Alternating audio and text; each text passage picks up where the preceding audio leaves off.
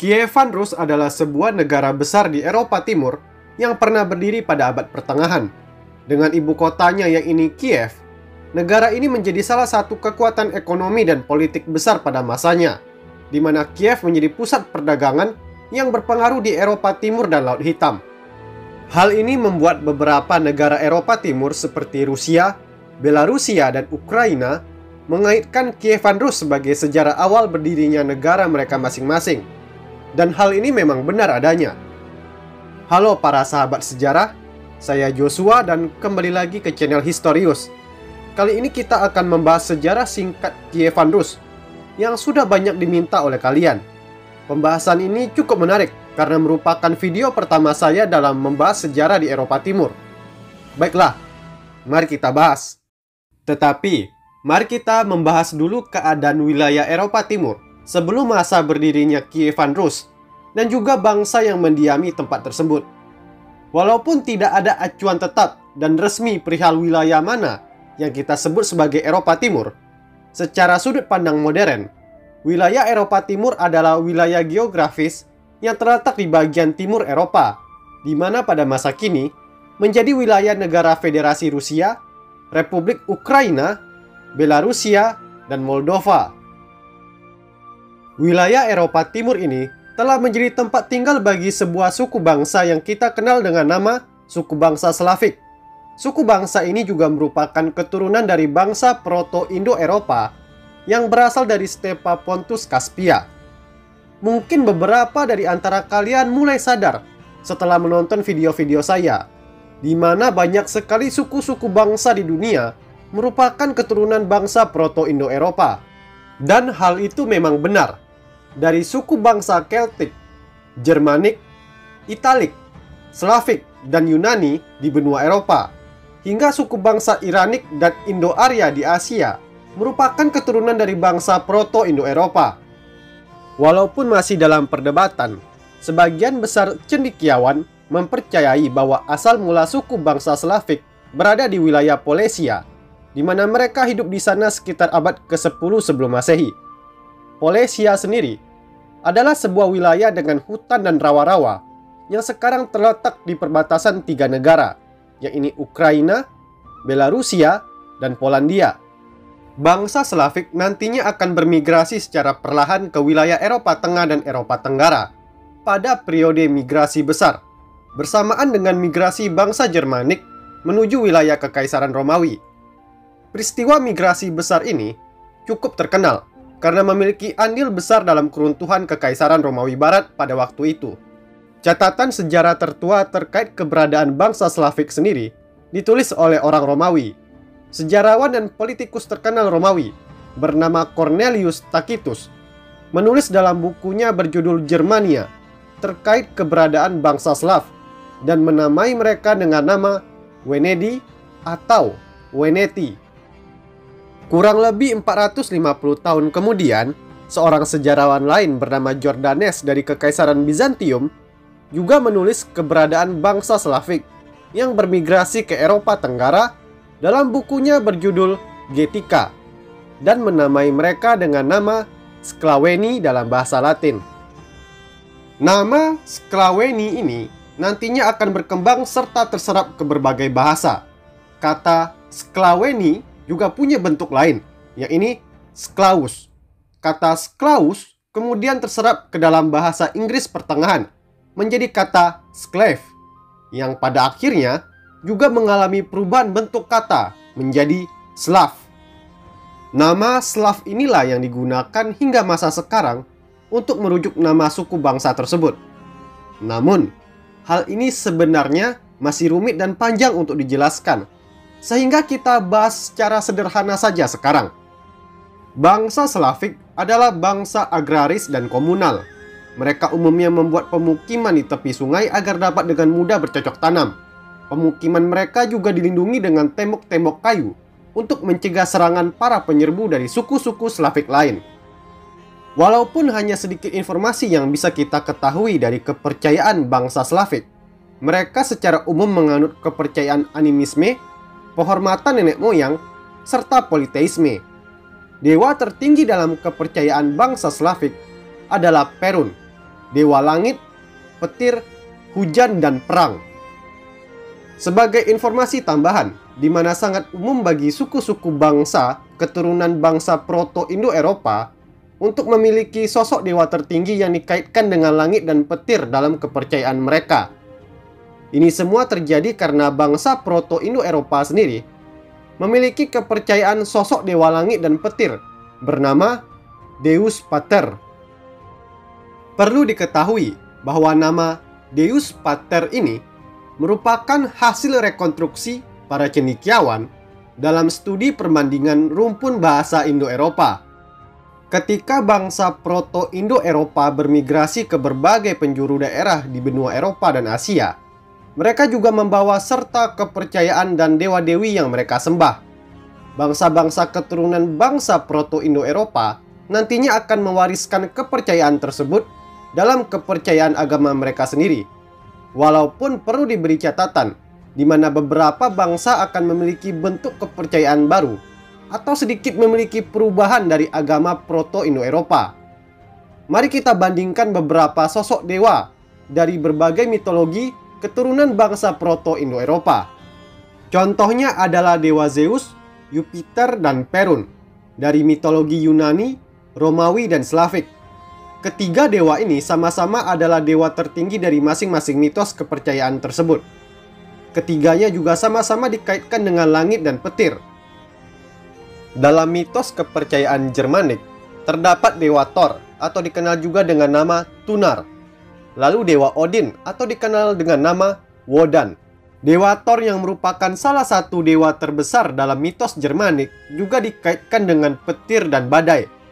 Kemudian, walaupun dewa Odin tidak dianggap sebagai dewa petir, Odin dikenal dengan gelarnya, yaitu Allfather, yang menerangkan dirinya sebagai bapak para dewa, dan juga dewa tertinggi dalam mitos kepercayaan Jermanik.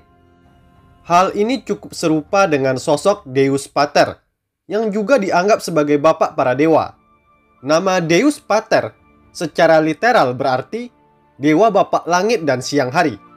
Dan jika kalian merasa tidak asing dengan kata Pater, kata ini memang berarti bapak dalam bahasa Proto-Indo-Eropa dan menurun ke dalam berbagai bahasa yang tergabung ke dalam rumpun bahasa Indo-Eropa. Contoh seperti father dalam bahasa Inggris, vater dalam bahasa Jerman, pater dalam bahasa Latin dan Yunani, pedar dalam bahasa Persia, dan pita dalam bahasa Sanskerta. Baiklah, sampai di sini dulu informasi sepintas mitos kepercayaan Indo-Eropa. Jujur saja, hal ini sangat menarik dan sangat membuka wawasan kita terkait kebudayaan dan suku-suku bangsa yang ada di dunia. Mari kembali kita membahas bangsa Slavik dan Kievan Rus di Eropa Timur. Memasuki akhir abad ke-8 Masehi, benua Eropa akan memasuki masa penting di mana para pelaut dari wilayah Skandinavia akan menjelajah dan juga menjara berbagai tempat di benua tersebut. Para pelaut dan penjara ini kita kenal sebagai Viking, dan mereka punya peran besar dalam berdirinya negara Kievan Rus yang kita bahas sekarang. Walaupun masih dalam perdebatan, para cendekiawan meyakini bahwa permasalahan overpopulasi dan sedikitnya lahan pertanian mendorong banyak sekali penduduk Skandinavia pada akhir abad ke-8 untuk menjelajah dan menjarah. Para Viking yang berasal dari Denmark dan Norwegia lebih aktif menjarah dan menjelajah ke arah barat Eropa dengan menyusuri Laut Utara.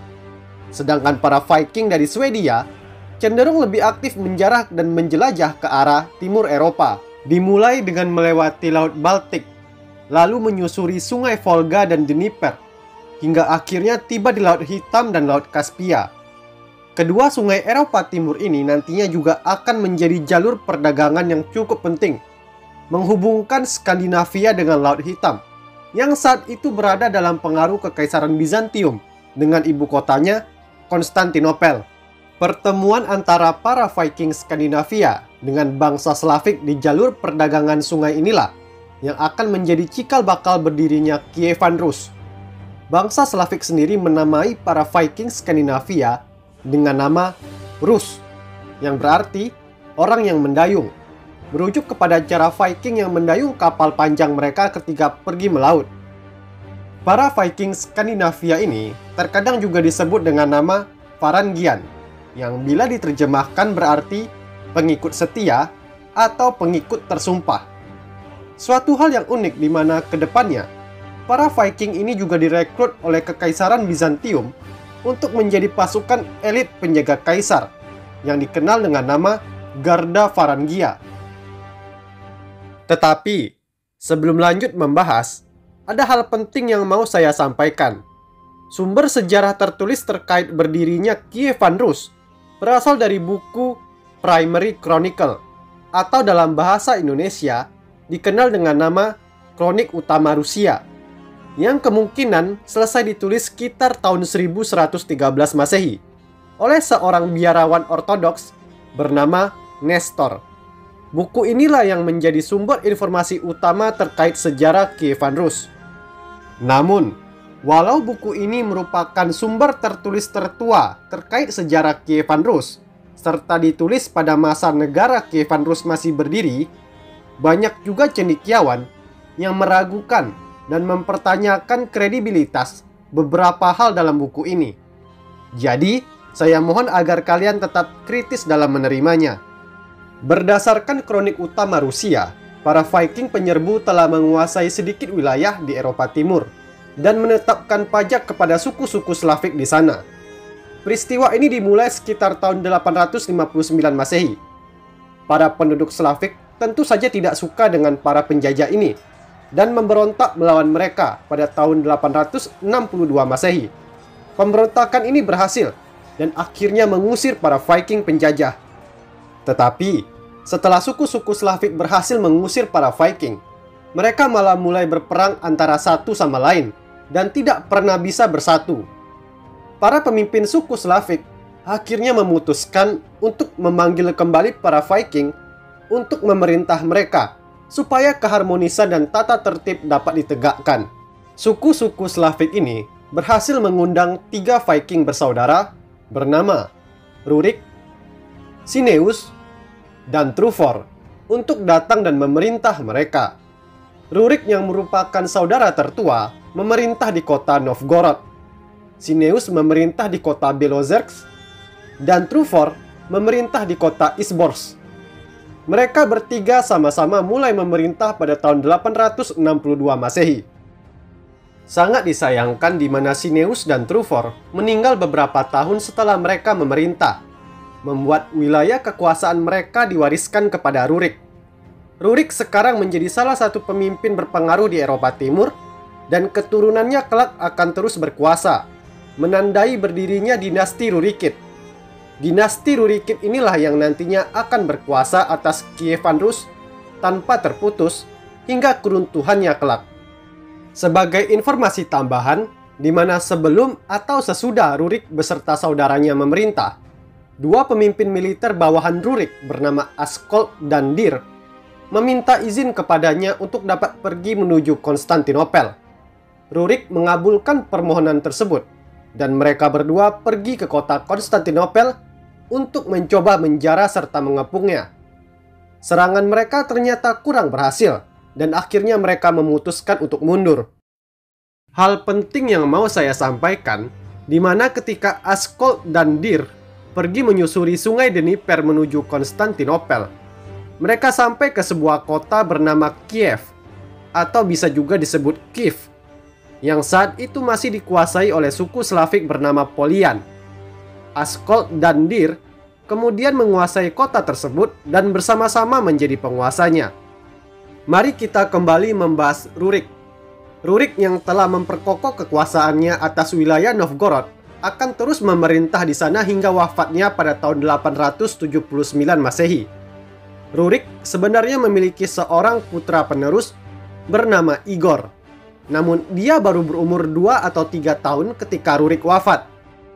Hal ini membuat posisi kepemimpinan digantikan sementara oleh salah seorang anggota keluarga Rurik yang lain bernama Oleg, yang bertindak sebagai wali negara untuk Igor. Walaupun banyak sejarawan modern masih memperdebatkan status kekeluargaan Oleg dengan Rurik, Oleglah yang berperan besar atas berdirinya negara Kievan Rus. Pada tahun 882 Masehi, Oleg melancarkan kampanye militer ke selatan Sungai Dnieper, di mana dia berhasil menguasai beberapa kota besar seperti Smolensk dan Lyubech, hingga akhirnya dia tiba di kota Kiev. Perlu kalian ingat bahwa Kiev berada dalam kepemimpinan Askol dan Dir, dua tokoh yang telah saya bahas sebelumnya. Oleg dengan cerdik serta bengis mengkudeta dan membunuh mereka berdua, lalu mengklaim kota Kiev sebagai bagian dari kekuasaannya. Oleg akhirnya memutuskan untuk memindahkan pusat pemerintahannya dari Novgorod menuju Kiev. Kota Kiev yang cukup dekat dengan Laut Hitam membuat kota ini menjadi pusat perdagangan yang cukup menjanjikan. Ditambah, wilayah sekitar kota Kiev juga cukup subur dan sangat baik untuk dijadikan ladang pertanian. Peristiwa pemindahan ibu kota menuju Kiev menjadi tapak awal berdirinya Kievan Rus dalam sejarah. Oleg sendiri dalam kronik utama Rusia tercatat sebagai Kniaz pertama Kievan Rus. Kniaz merupakan gelar kebangsawanan yang digunakan oleh bangsa Slavik. Awalnya, gelar Kniaz ini diperuntukkan sebagai gelar kepala suku dalam masyarakat Slavik kuno. Namun, dengan berjalannya waktu, gelar Kniaz berkembang menjadi gelar seorang pemimpin feodal yang berdaulat dalam kebudayaan Slavik. Gelar Kniaz sendiri setara dengan gelar adipati dan pangeran. Mohon diperhatikan, di mana gelar pangeran juga bisa merujuk kepada seorang pemimpin berdaulat dan tidak semata hanya berarti gelar putra seorang raja semata. Terkadang, gelar Kniaz juga diterjemahkan sebagai raja, walaupun sangat jarang digunakan. Umumnya, para pemimpin monarki dalam masyarakat Slavik, termasuk Kievan Rus, lebih dikenal dengan gelar pangeran daripada raja. Hal ini juga mau menjelaskan di mana secara struktur pemerintahan, negara-negara yang dipimpin oleh seorang Kniaz tidaklah tersentralisasi. Sebuah negara yang dipimpin oleh seorang monarki bergelar pangeran disebut dengan nama kepangeranan, atau dalam bahasa Inggris disebut principality. Baiklah, mari kembali membahas Oleg. Setelah pemindahan ibu kota dari Novgorod menuju Kiev, Oleg terus memperluas wilayah kekuasaan Kievan Rus dengan menaklukkan beberapa suku-suku Slavik seperti Polian dan Revilian, lalu menuntut mereka untuk memberikan upeti berkala. Tindakan ekspansi militer Kievan Rus juga membuka konflik baru dengan sebuah kerajaan besar lainnya di sekitar wilayah ini, yaitu Khaganat Khazar.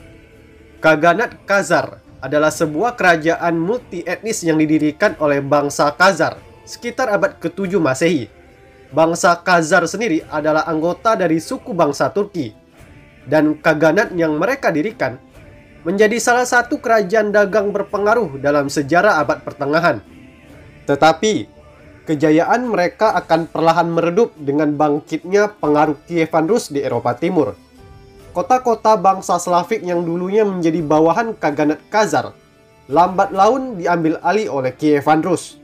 Oleg juga terkenal dengan melakukan serangan menuju kota Konstantinopel pada tahun 907 Masehi dengan membawa 2000 kapal. Konflik ini akhirnya berakhir dengan perdamaian di mana Kekaisaran Bizantium memberikan uang damai kepada Oleg. Oleg pada akhirnya wafat pada tahun 912 Masehi. Lalu posisi kepemimpinan kembali beralih kepada Igor, putra Rurik yang tadi telah saya sampaikan. Sekedar informasi di mana sama seperti video-video saya sebelumnya, di mana saya hanya menjelaskan masa-masa dan tokoh-tokoh terpenting saja dalam sejarah Kievan Rus. Hal ini berguna untuk menghemat waktu dan memberikan pemaparan materi yang mudah dipahami namun tetap berkualitas. Jadi saya mohon pengertiannya. Sangat sedikit informasi yang bisa kita ketahui dari masa pemerintahan Igor dari sumber kronik utama. Beberapa hal penting yang kita ketahui, di mana Igor melancarkan serangan menuju Konstantinopel pada tahun 941 hingga 944 Masehi. Dan tidak jauh berbeda dengan serangan sebelumnya, Kievan Rus dan Kekaisaran Bizantium kembali melakukan perjanjian damai, di mana Kekaisaran Bizantium akan memberikan upeti dan hak perdagangan kepada Kievan Rus. Tidak berselang lama setelah konflik ini, Igor meninggal pada tahun 945 akibat diserang oleh suku Drevilian ketika dia berusaha meminta upeti kepada mereka. Hal tak terduga ini memaksa istri Igor, yaitu Olga, untuk maju sebagai wali negara untuk sementara, dikarenakan putra penerus mereka, yaitu Sviatoslav, masih terlalu muda untuk memerintah. Olga menjadi pemimpin wanita pertama dalam sejarah Kievan Rus, serta memiliki peran penting dalam perkembangannya. Pertama, dia terkenal sebagai pemimpin wanita yang tegas dengan menghukum suku Drevilian yang telah membunuh suaminya.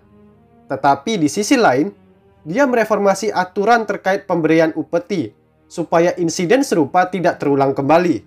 Olga juga menjadi pemimpin pertama Kievan Rus yang dibaptis menjadi Kristen.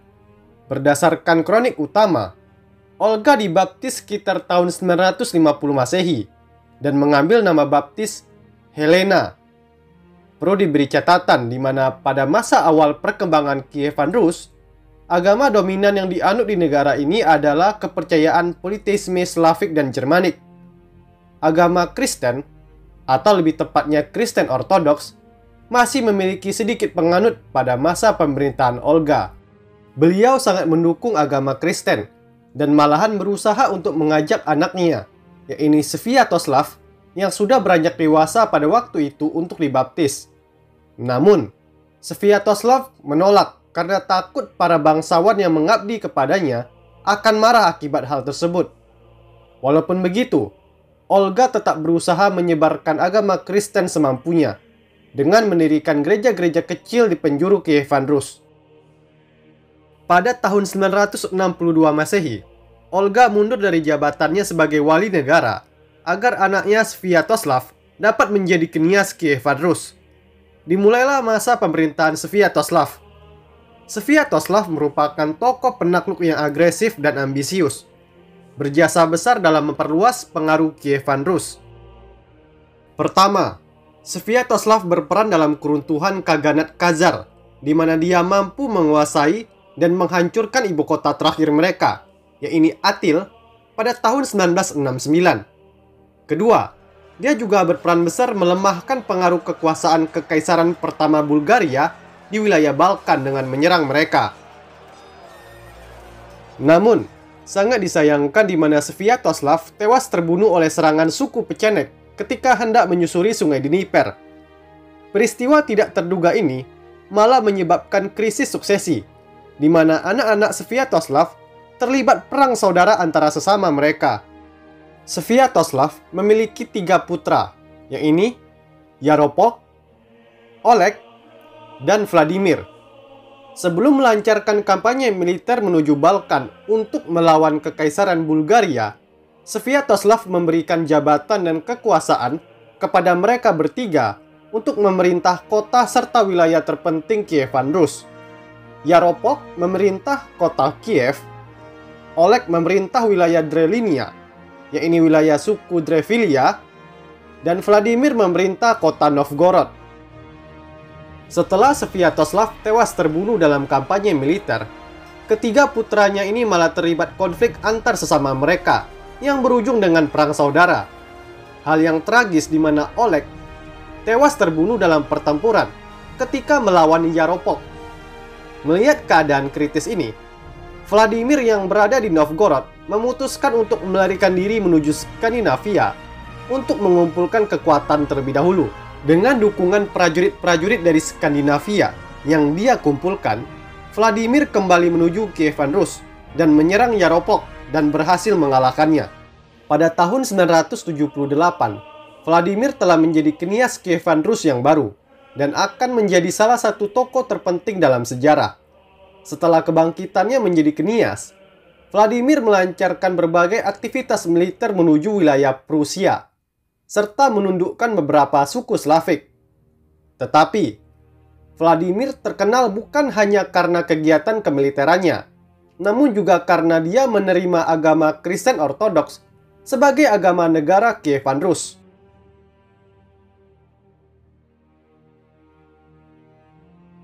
Sekedar informasi tambahan, di mana peristiwa masuknya agama Kristen di Eropa Timur dan Kievan Rus terkhususnya memiliki perkembangan sejarah yang cukup rumit dan panjang. Tapak awal masuknya agama Kristen di wilayah ini pertama kali terjadi di abad pertama Masehi, di mana banyak orang-orang Yunani yang hidup di wilayah Laut Hitam menganut agama Kristen. Menjelang abad ketiga dan keempat Masehi, yakni ketika periode migrasi besar, salah satu suku Jermanik yang bermigrasi melewati wilayah Eropa Timur, yakni suku Goth, menganut agama Kristen beraliran Arianisme. Tetapi, hal tersebut belum membuat agama Kristen mengakar kuat pada wilayah ini. Terlebih, suku Goth pada akhirnya juga pergi meninggalkan wilayah Eropa Timur. Berlanjut ke masa Kievan Rus, salah satu pemimpin Kievan Rus yang ini Olga, yang tadi telah kita bahas, memutuskan untuk dibaptis dan mendukung perkembangan agama Kristen Ortodoks di Kievan Rus, walaupun belum sepenuhnya berhasil. Barulah pada tahun 988, Kniaz Vladimir memutuskan untuk dibaptis menjadi Kristen Ortodoks melalui perundingan diplomatiknya dengan Kekaisaran Bizantium. Dalam perjanjian tersebut, Vladimir akan menikahi putri Anna, adik perempuan dari Kaisar Basil II, dengan ketentuan Vladimir harus dibaptis. Hal ini dilakukan untuk memperkuat relasi antara Kekaisaran Bizantium dengan Kievan Rus. Ditambah, tindakan ini juga membuat pengaruh kebudayaan dan ilmu pengetahuan Yunani masuk serta berkembang di Kievan Rus. Pada tahun yang sama, Vladimir yang telah menjadi Kristen Ortodoks menggelar pembaptisan massal kepada seluruh penduduk kota Kiev dan membakar semua patung dewa-dewi politeisme terdahulu. Agama Kristen Ortodoks sekarang menjadi agama negara Kievan Rus dan akan terus menjadi agama dominan di wilayah Eropa Timur hingga sekarang. Lambang heraldik yang digunakan oleh Vladimir Agung sendiri juga diadopsi menjadi lambang negara Ukraina pada masa sekarang. Lambang yang dikenal dengan nama Trizub dalam bahasa Ukraina ini berbentuk seperti trisula dan mulai digunakan menjadi lambang nasional Republik Rakyat Ukraina pada tahun 1917. Walaupun tampak seperti trisula, secara resmi tidak pernah ada penjelasan terkait asal-usul maupun makna sebenarnya dari simbol ini. Beberapa ahli menduga bahwa simbol trizub ini sebenarnya adalah rupa sederhana dari seekor burung elang yang berada dalam posisi menyambar mangsa. Namun, sekali lagi, ini hanyalah dugaan saja. Vladimir akan terus memerintah Kievan Rus hingga wafatnya pada tahun 1015. Dan karena pencapaian besarnya dalam sejarah, dia dikenal sebagai Vladimir yang Agung. Setelah wafatnya Vladimir Agung, terjadi pertikaian sengit antara anak-anaknya, dan lagi-lagi menyebabkan perang saudara. Jika kalian sudah sering menonton video-video channel Historius, kalian sudah tahu hal ini sangat lumrah terjadi. Dua putra Vladimir, yakni Sviatopolk dan Yaroslav, akan terlibat dalam kemelut perang saudara. Sviatopolk menjadi Kniaz Kievan Rus untuk beberapa tahun, sebelum akhirnya Yaroslav mampu mengalahkannya pada tahun 1019. Sekarang kita memasuki masa pemerintahan Yaroslav. Yaroslav sama seperti ayahnya, yakni Vladimir Agung, merupakan salah satu tokoh berpengaruh Kievan Rus. Dikenal juga dengan nama julukannya, yakni Yaroslav yang bijak. Dia terkenal dengan membangun beberapa monumen besar Kievan Rus, seperti Katedral Santa Sofia di kota Kiev, yang terinspirasi dari Katedral Hagia Sophia di Konstantinopel.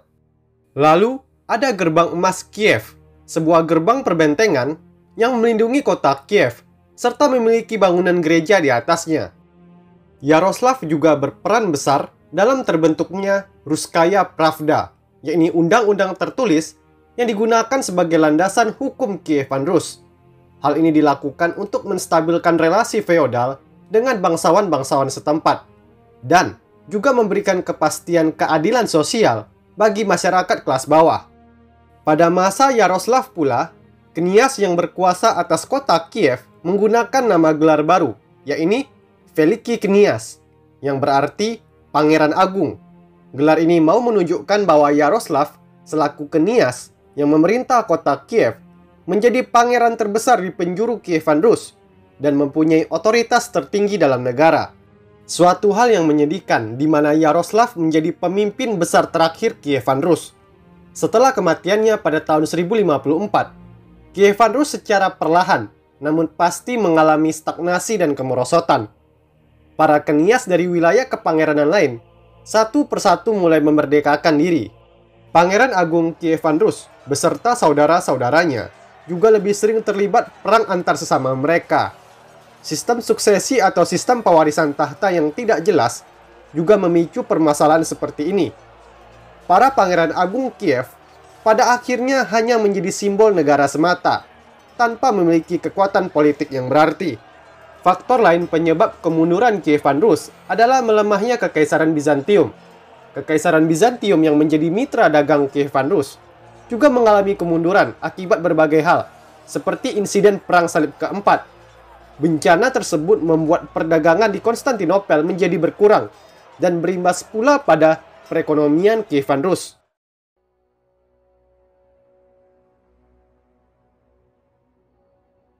Tetapi, Kievan Rus akan kedatangan musuh tidak terduga dari stepa Asia Tengah. Dari arah timur, Kekaisaran Mongol datang untuk memperluas wilayah kekuasaan mereka. Konflik awal Kievan Rus dengan Kekaisaran Mongol terjadi pada pertempuran Sungai Kalka yang sekarang berada di wilayah negara Ukraina pada tahun 1223. Pasukan Mongol mampu mengalahkan pasukan Kievan Rus dengan telak serta menangkap beberapa kenias Kievan Rus. Hal yang lebih parah lagi, di mana pasukan Mongol pada pertempuran Sungai Kalka bukanlah pasukan utama Mongol dan hanyalah pasukan terdepan yang bertugas untuk memeriksa wilayah saja. Barulah pada tahun 1237, Batukan, yaitu cucu Genghis Khan, melancarkan invasi dengan pasukan besar menuju Kievan Rus. Batukan dengan brutal dan keji menjara dan menghancurkan banyak kota-kota Kievan Rus, terutama yang berada di wilayah selatan. Akhirnya, pada bulan November tahun 1240, Batukan bersama pasukannya mulai mengepung kota Kiev, ibu kota Kievan Rus. Pasukan yang melindungi kota Kiev sudah berjuang hingga batas akhir kemampuan mereka. Tetapi mereka harus menerima kenyataan bahwa mereka telah kalah. Pada bulan Desember 1240, kota Kiev jatuh ke tangan Batukan. Kota ini dijarah dan dihancurkan. Beberapa bangunan monumental Kiev turut hancur akibat kebrutalan Mongol, seperti gereja Santa Sofia dan gerbang emas yang dibangun oleh Yaroslav yang bijak. Sebagian besar penduduk kota Kiev juga dibantai dengan keji, di mana diperkirakan sekitar 48.000 orang tewas terbunuh. Dengan runtuhnya kota Kiev, maka berakhir sudah keberadaan Kievan Rus dalam sejarah. Dengan peristiwa tersebut, maka berakhir sudah pembahasan kita pada kesempatan ini. Jika kalian suka dengan video edukasi sejarah seperti ini, jangan lupa untuk mendukung channel Historius dengan memberi like, komentar, dan subscribe. Tidak lupa saya ucapkan terima kasih banyak kepada Oki dan N. Sebastian atas donasi yang kalian berikan melalui aplikasi Traktir. Setiap rupiah yang kalian berikan tidak akan saya sia-siakan. Jika kalian ingin nama kalian diabadikan di akhir setiap video yang saya buat, kalian bisa memberikan donasi kepada channel Historius melalui aplikasi Traktir dengan link yang telah saya sediakan di deskripsi video dan kolom komentar. Terima kasih dan sampai jumpa di video selanjutnya.